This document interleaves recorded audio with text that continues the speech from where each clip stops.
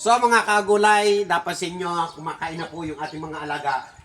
At napakasarap ng kanilang pagkain sapagkat halos yung manok, halos kung kanina hinahalo-halo ko. Kulang na lang, mag 50-50 yung chicken at saka rice. Napakarami po niya, napakarami na mga tingnan nyo, halos kinakain nila manok mga kagulay.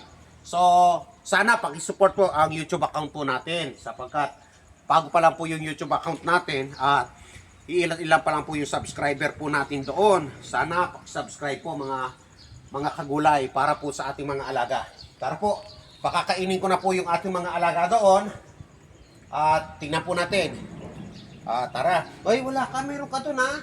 Meron lahat ng mga ano to, meron. O, dito, gusto mo? Dito. Meron ka. Ay, gusto na pala malaki na. Ay, wala na. Oh. Wow, hindi naman dito. Wow, tindi nyo. Wala na, oh. Ang bilis. Kasi halos chicken po kasi. Ay, halos wala na, sold. Kung mga kagulay, kung makikita nyo lang kung gaano kasi pa sa kirandam. Ito po, halos puno po kanina ito. Pinakain ko po yan. Halos yung mga plato nila ron, halos wala ng laman. Nauubos po nila. Kung papasinin ninyo, halos nire-refill ko para lang mabundat sila sa kabusugan sapagkat napakasarap nga naman po ng kanilang tingnan nyo po yung manok. At sa ngayon, pakikita ko lang kung paano naman po natin pakainin yung mga alaga po natin doon na mga maliliit. Tara po mga kagulay.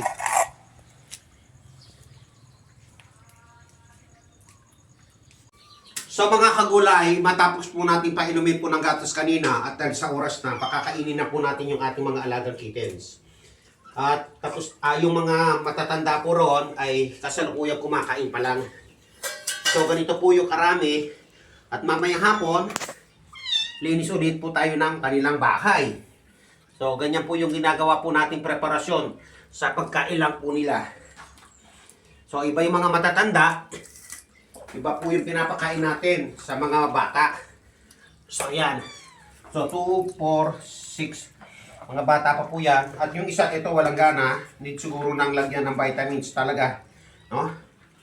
Supplement. Ito, medyo mahina siya. Ayaw kumain. At tututukan ko po yan. Malaki po siya pero ang gaan po ng katawan.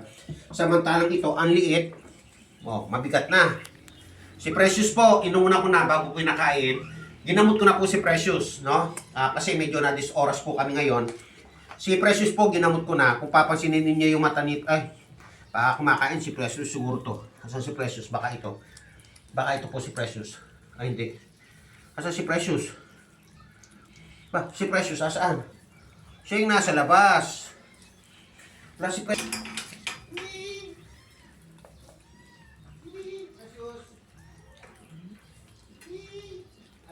Kain na. Asan si Precious? Ito si Precious, mama. Paki-close up kung ito si Precious. Yan ba? Siya ba siyan? Precious, akala ko nawawala si Precious eh. Ngayon pala, nandun sa stage. Naku, Precious. So, yan. At mamayang hapon, ito po, yung mga abaka. Itatali ko po rito.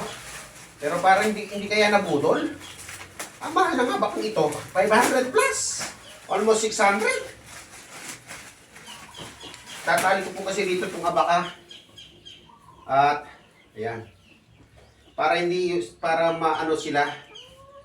Ay, nasugat pa si daddy, oh. Dito, itatali ko ito dito, oh. Para, may ano sila, mga kagulay. Para maging ano po nila hanggang sa itaas. Para hindi nadudulas. Kahit yung ano lang. So, dito. Pakyat doon. Para i-benefit po natin ng pag ano, no? Parang itatali talaga. So, mamayang hapon ko na po yun. Kasi, gagawin lang ako. So, yan na po mga kagulay. Sana pa-support po yung YouTube account. Gulayan sa Paklan. Paki-subscribe po. Maraming salamat po. Yan, sarap kumain, no?